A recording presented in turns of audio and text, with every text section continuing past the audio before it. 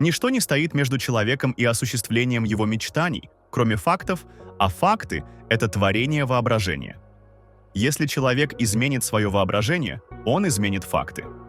Человек и его прошлое — это одна непрерывная структура. Эта структура содержит все факты, которые были сохранены и все еще действуют ниже порога его сознания. Для него это всего лишь история, для него это кажется неизменным, мертвым и постоянно фиксированным прошлым. Но для самого прошлого оно живое, оно часть живого времени. Мы не можем оставить позади ошибки нашего прошлого, потому что ничто не исчезает. Все, что было, все еще существует. Прошлое все еще существует, и оно дает и продолжает давать свои результаты. Человек должен вернуться в память, искать и уничтожать причины зла, как бы далеко они ни лежали.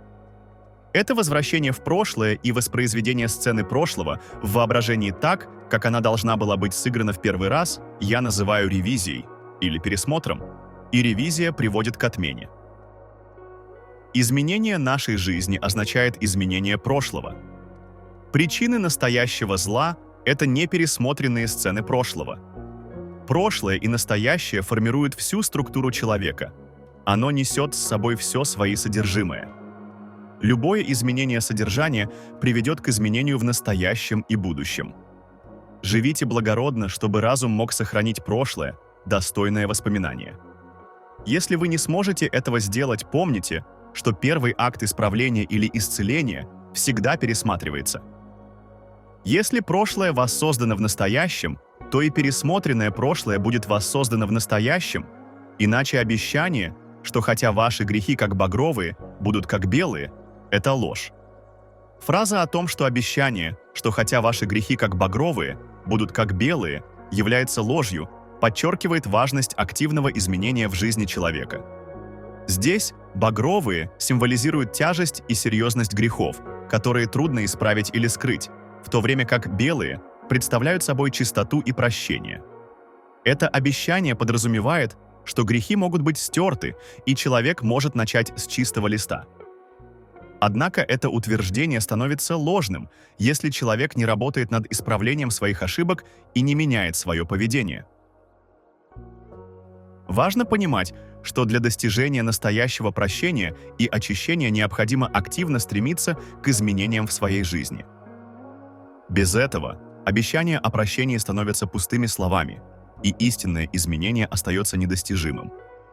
Вопрос может возникнуть о том, как, представляя других лучше, чем они есть на самом деле, или мысленно переписывая письмо так, чтобы оно соответствовало нашим желаниям, или пересматривая сцену происшествия, интервью с работодателем и так далее, можно изменить то, что кажется неизменными фактами прошлого. Но помните мои утверждения о воображении. Воображение создает реальность. То, что оно создает, может быть и разрушено.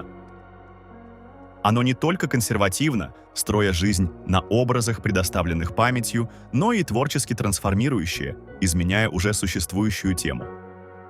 Чтобы проиллюстрировать это более понятно, привожу пример из притчи. Речь идет о притче о неправедном управляющем, которая содержится в Евангелии от Луки, глава 16, стихи с 1 по 8. Неправедный управляющий был обвинен в растрате имущества своего хозяина.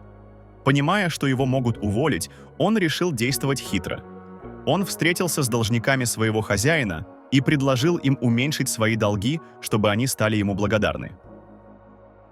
Один должен был заплатить 100 мер масла, и управляющий сказал ему записать 70, а другой должен был 100 мер пшеницы, и он велел также записать ему 70. Когда хозяин узнал об этом, он похвалил управляющего за его хитрость, несмотря на его неправедные действия.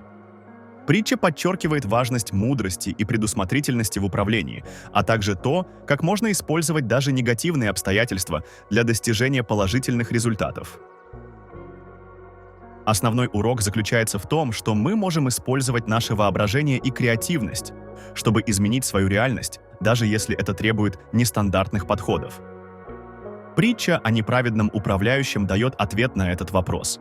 Мы можем изменить наш мир с помощью определенной незаконной практики, с помощью фальсификации фактов, то есть с помощью намеренного изменения того, что мы пережили, И все это делается в нашем собственном воображении.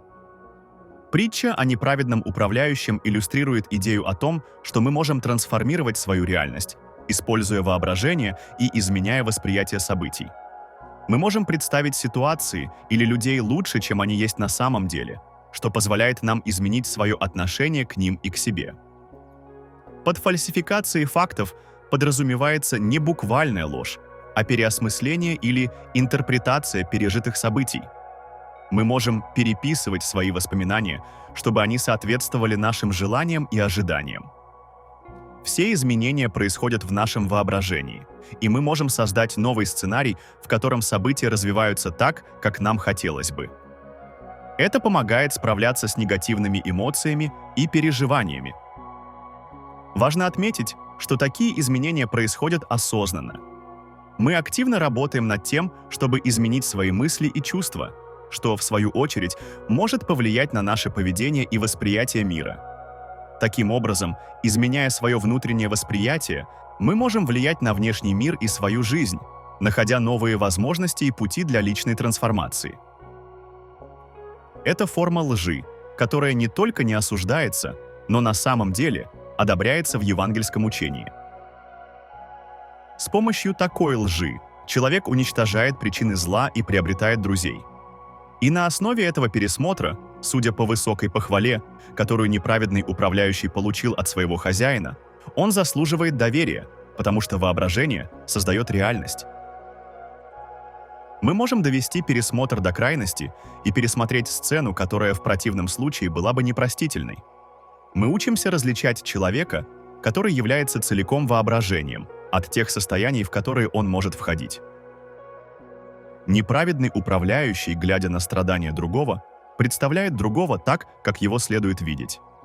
Если бы он сам был в нужде, он, как человек на обложке этой записи, вошел бы в свой дом мечты в своем воображении и представил бы, что он увидит, как будут казаться вещи и как будут действовать люди. После этого он заснул бы, чувствуя то, как он ожидал бы чувствовать в таких обстоятельствах. О, если бы все люди Господа были неправедными управляющими, мысленно фальсифицируя факты жизни, чтобы избавить людей навсегда. Изменение в воображении продолжается до тех пор, пока в конце концов измененный шаблон не будет реализован на высотах достижения. Наше будущее — это наша воображаемая деятельность в ее творческом движении. Представьте лучшее из того, что вы знаете. В этом отрывке подчеркивается идея о том, что если бы все люди были способны к творческому переосмыслению реальности, как неправедный управляющий, они могли бы изменить жизнь окружающих к лучшему. Мысль о фальсификации фактов жизни в данном контексте означает использование воображения для создания более позитивного и благополучного опыта для себя и других. Изменение в воображении продолжается до тех пор, пока не будет достигнут новый шаблон, который в конечном итоге реализуется в реальной жизни. Этот процесс подразумевает, что наше будущее формируется через активное творческое мышление и визуализацию. То, как мы представляем себе свою жизнь и окружающий мир, напрямую влияет на то, как эти представления воплощаются в действительности. Важно понимать, что воображение не является просто фантазией. Это мощный инструмент, который может привести к реальным изменениям. Представляя лучшее из того, что мы знаем, мы можем не только изменить свое восприятие, но и создать условия для позитивных изменений в своей жизни и жизни других. Таким образом, активное использование воображения становится ключом к достижению желаемого будущего.